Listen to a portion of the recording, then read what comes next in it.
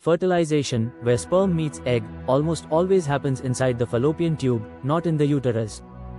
This makes the fallopian tube the true site of conception. They're surprisingly delicate, and even a minor infection can block or damage them.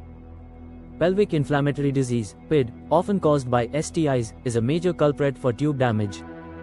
A blocked fallopian tube can prevent pregnancy and may go undetected until infertility becomes apparent. An ectopic pregnancy, where a fertilized egg implants in the tube rather than the uterus, is a medical emergency and can be life-threatening. Despite their tiny size, fallopian tubes are dynamic organs with muscles that contract in complex rhythms, similar to peristalsis in the intestines. Some women are born with only one fallopian tube, and can still conceive naturally. Others have both removed or blocked and may still get pregnant via IVF, in vitro fertilization. The fallopian tubes are not directly connected to the ovaries, the egg jumps across a small gap. After ovulation, an egg survives only about 24 hours, so the tube's timing has to be perfect.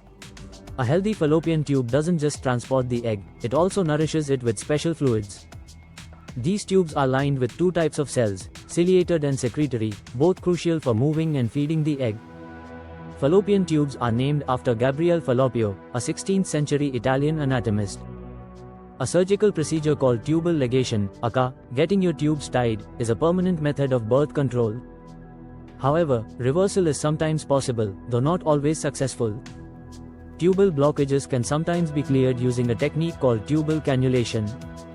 The opening where the fallopian tube meets the uterus is called the uterotubal junction, a very narrow spot. Occasionally, mucus plugs here can prevent sperm from entering.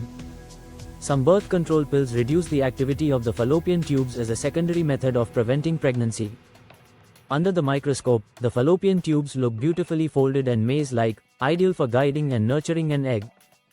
Though most women never feel their fallopian tubes, some report a twinge or sharp pain during ovulation called Mittelschmerz, which may be due to tube activity.